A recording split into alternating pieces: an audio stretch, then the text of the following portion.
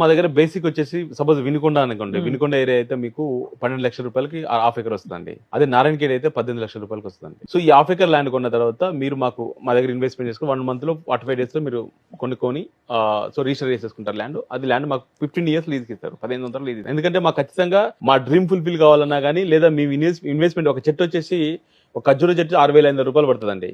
So నేను ఎకరానికి 10 lakhs rupees investment చేస్తా ల్యాండ్ మీది.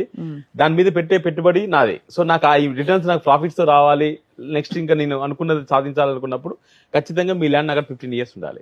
18 లక్షలు పెట్టుబడి పెడితే వాళ్ళకి ఎప్పటి నుంచి అక్కడ మీకు ఆ పప్పులు ఉప్పులు మీరు చెప్పినవన్నీ కూడా ఎట్లా వస్తాయి చెప్పండి? 4th year లో మీకు స్టార్ట్ అవుతుంది, ఇన్కమ్ స్టార్ట్ అవుతుందండి. 3 ఏళ్ళు ఏమి రాదు. సంపంగి న్యాచురల్స్ అనే బ్రాండ్ మీద మాకు ఆన్లైన్ లో అందుబాటులో ఉన్నాయి, మాకు ఫిజికల్ స్టోర్స్ కూడా ఉన్నాయండి. సో అందులో 50% డిస్కౌంట్లు వస్తాయి మీకు. తర్వాత నెక్స్ట్ ఇన్కమ్ రావాలి, చెట్ల మీద ఇన్కమ్ రావాలన్నప్పుడు ఆ చెట్టు పెరిగి మనం పెడతాం. ఫస్ట్ ఇయర్ దాని ట్రీట్మెంట్ 9 months ట్రీట్మెంట్ చేస్తామండి మేము.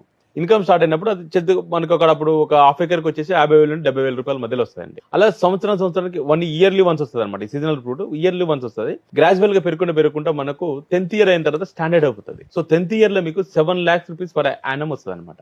అబ్బా, హాఫ్ ఎకర్ కి 7 lakh rupees పర్ యానం వస్తుంది. అలా ప్రతి సంవత్సరం వస్తూ ఉంటుంది. ఎవ్రీ ఇయర్ మనకి 80 years వరకు వస్తుంది మేడం. ఇందాక మీరు చెప్పాను చూసేదా, బి ఏ పార్ట్ ఆఫ్ సంపంగి, get health, wealth and happiness, ఇవ్వండి ఎవరి నెక్స్ట్ జనరేషన్ చెప్పాను.